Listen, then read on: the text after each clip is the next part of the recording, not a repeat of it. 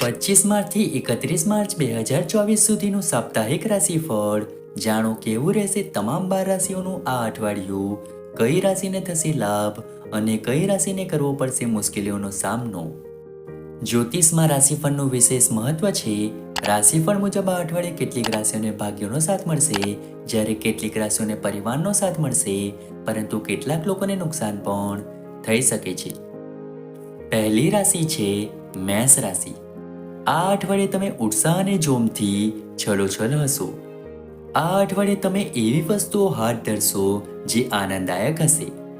તમે ઘરેલું આરામનો આનંદ માણશો. આ અઠવાડિયે તમે તમારી પૈસાની સમસ્યાઓનો ઉકેલ શોધી શકશો. લોકો તમારી મદદ પણ કરશે. સપ્તાહના મધ્યમાં તમે અસ્વસ્થ રહેશો. તમારા જીવનમાં ખાલીપાને રોકવા માટે તમારા મિત્રો સાથે સમય પસાર કરો અને તમારી જાતને ખુશખુશાલ રાખો. આ અઠવાડિયે તમારા સંબંધોના મોરચે થોડું ધ્યાન આપવાની જરૂર છે. તમારા માતા પિતાની સલાહને અનુસરવાથી તમને તમારા સંબંધોને વધુ સારી રીતે સંચાલિત કરવામાં મદદ મળશે. તમારું સ્વાસ્થ્ય સારું રહેશે. માત્ર તમારા સુગર લેવલને નિયંત્રિત રાખવાની તમને મદદ મળશે. આવનારી બીજી રાશિ છે વૃષભ રાશિ. તમારી પાસે તે અઠવાડિયું હશે જેની તમે અપેક્ષા કરી રહ્યા છો. તમારું અઠવાડિયું આશ્ચર્યોથી ભરેલું રહેશે. તમે તમારા પ્રિયજનોની હાજરી માટે આભારી રહેશો. આ અઠવાડિયે કાર્યક્ષેત્રમાં વિજય થશે અને તમે નક્કી કરેલા ઉદ્દેશ્ય સુધી પહોંચશો. તમારે એવી બાબતો પ્રત્યે અતિશય સંવેદનશીલ ન બનવું જોઈએ જે તમને અસર કરતી નથી.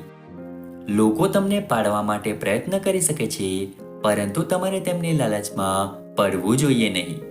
આ અઠવાડિયે તમે એવી વ્યક્તિને મળશો જે તમને ભગવાનની નજીક લાવવાનો પ્રયત્ન કરશે અને તમારી શ્રદ્ધા જાળવી રાખવામાં મદદ કરશે. ઘરના વડીલોના સ્વાસ્થ્ય પર સપ્તાહ દરમિયાન ધ્યાન આપવાની જરૂર રહેશે. આવનારી ત્રીજી રાશિ છે મિથુન રાશિ. આ અઠવાડિયે ચાલી રહેલા પ્રોજેક્ટ પૂરા થતા જોવા મળશે. નાણાકીય સ્પષ્ટતા પ્રાપ્ત થશે.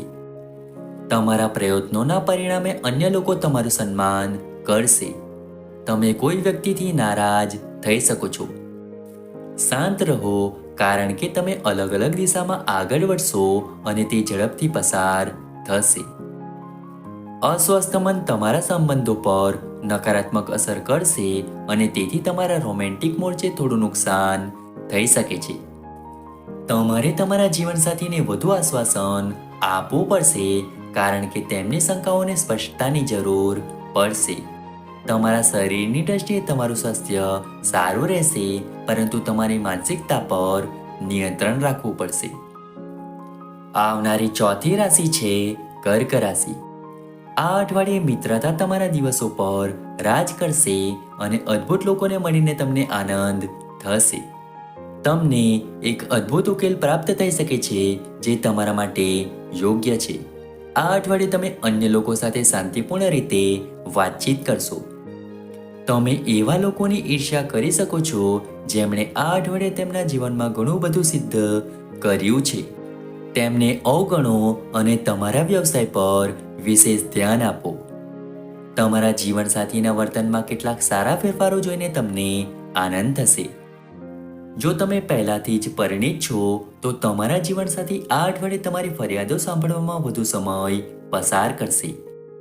આ અઠવાડિયે તમારા બાળકોના સ્વાસ્થ્યનું ધ્યાન રાખવાની વિશેષ જરૂર છે. એકંદરે આ અઠવાડિયું ખૂબ જ સંતુલિત રહેશે. આવનારી પાંચમી રાશિ છે સિંહ રાશિ. આ અઠવાડિયે તમારા માતા પિતા તમને યોગ્ય સહાય પ્રદાન કરશે. નોકરીના મોરચે અમુક પ્રકારના સારા સમાચાર કલ્પનાશીલ છે. આ અઠવાડિયે તમે એસ્ટેટ અને જમીન સંબંધિત વિષયોમાં નફો મેળવશો. તેમના પ્રોજેક્ટમાં વિદ્યાર્થીઓ અસાધારણ સિદ્ધિઓ મેળવશે. તમારા આત્મગૌરવને વેગ આપો અને તમે તમારા મનને સેટ કરો છો તે બધું પ્રાપ્ત કરશો. તમારા જીવનસાથી અને તમે સપ્તાહના અંતમાં બહાર ફરવા જવાની યોજના બનાવશો, પરંતુ દૂરના સ્થળે જવાનું ટાળો, કારણ કે મંગળની દૂષિત અસર અઠવાડિયાના ઉત્તરાર્ધમાં તમારા પ્રેમ જીવન પર રહેશે.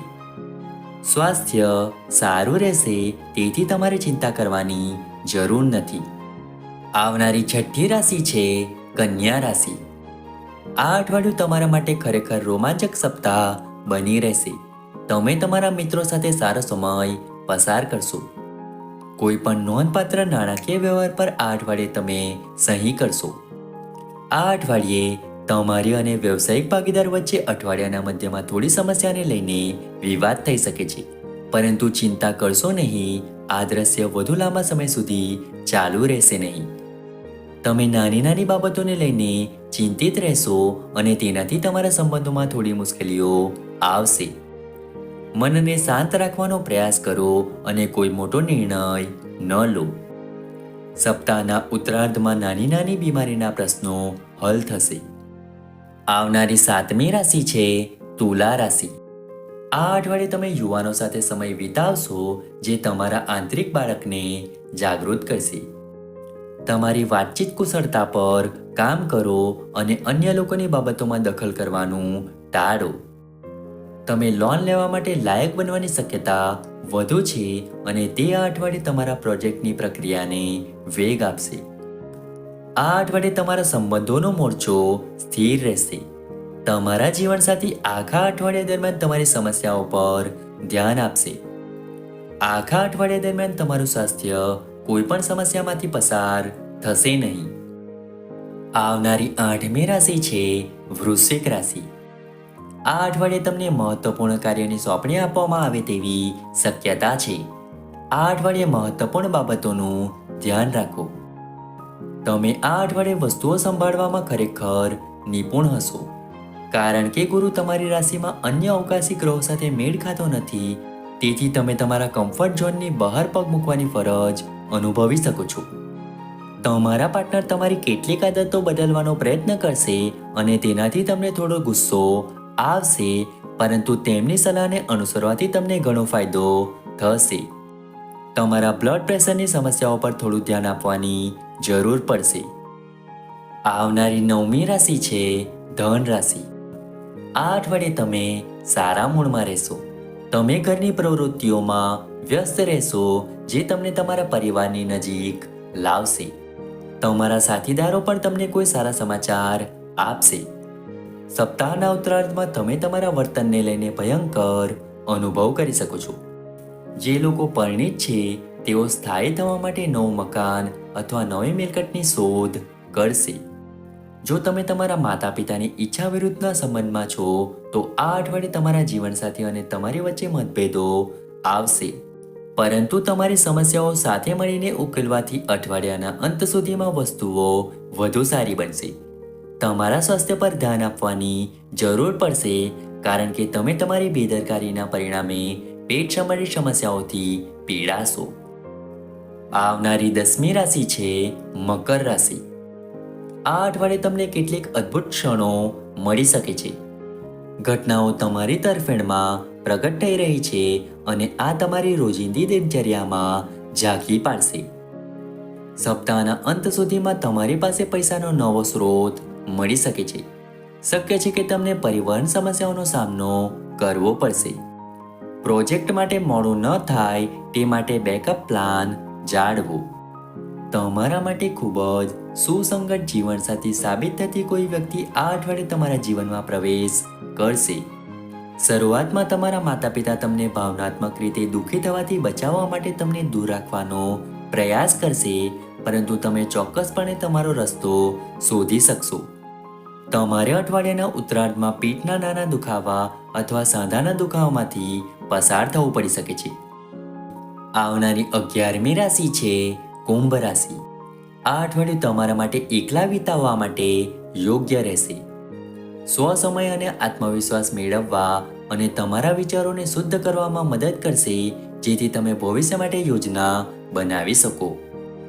આ અઠવાડિયે તમે એક નાની રોડ ટ્રીપ પણ લઈ શકશો.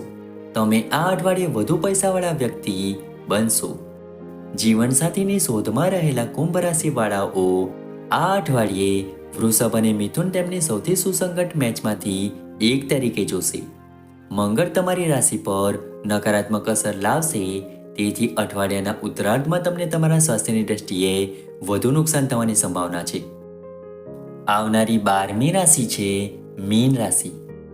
આ અઠવાડિયે તમે દરેક વસ્તુ માટે પ્રાથમિકતાઓ અને સમયપત્રક સેટ કરશો. તમારો અને તમારા જીવનસાથીનો સારો સમય પસાર થશે. ખાસ કરીને રિયલ એસ્ટેટમાં રોકાણ કરવા માટે આ એક ઉત્તમ સપ્તાહ છે. તમે તમારા અહંકારને બાજુ પર રાખશો અને તમારા ભૂલોની જવાબદારી સ્વીકારશો. તમારી ખામીઓને સ્વીકારવાથી તમે કોઈ પણ વ્યક્તિથી ઓછા નહીં બનો. તેના બદલે તે તમને તમારી પ્રામાણિકતા માટે ઘણું સન્માન આપશે. તમારા જીવનસાથીને શોધવા માટે આ એક ઉત્તમ સપ્તાહ છે. તમે જે વ્યક્તિને મળો છો તે દિલથી ખૂબ જ સારા હશે, પરંતુ આપણી પાસે અભિવ્યક્તિનો અભાવ છે. આ અઠવાડિયે દાંત સંબંધિત સમસ્યાઓ તમને પરેશાન કરશે, તેથી તમારે તમારી જાતને ઠંડા પીણાથી દૂર રાખવાની જરૂર છે.